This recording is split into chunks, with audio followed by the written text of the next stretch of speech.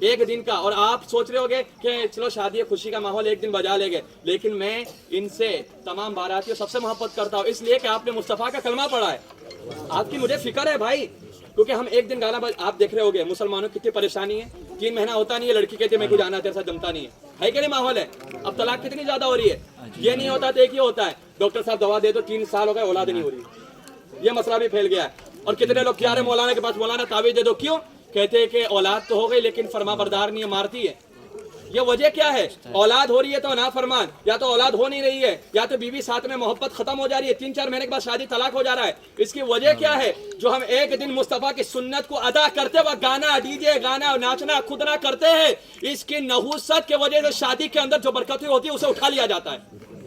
تو ایک دن کی خوشی کے لیے جو ان کی 40 سال 45 سال 50 سال کی آپس کی زندگی رہے گی وہ خراب نہیں ہو رہی ہے, وہ خراب نہیں ہو رہی ہے. تو اسے بچانا ہے تو یہ گانے بجانے کرنا ہوگا. ایک دن ناچو گے 40 دن کی پوری زندگی کا سکون چلا جائے گا. تو ایک دن ناچنے سے سنت رسول کے دائرے میں رہ کر شادی اور نکاح کرو گے تو 45 سال تک اللہ اس کے رسول آپ پر رحمتوں کی بارش عطا فرما دے. سبحان اللہ. تو 45 سال کی زندگی کو اگر اچھا بنانا ہے تو شادی کے اندر خرافات کو ختم کرنا ہوگا. کہنے کا مقصد یہ, میں سنت پڑھ رہا تھا, اتنے دور سے گانا بجا کہ دماغ ہل گیا پورا, کہ یہاں پر خدا کی عبادت ہو رہی ہے, یہاں گانا بجتا ہے.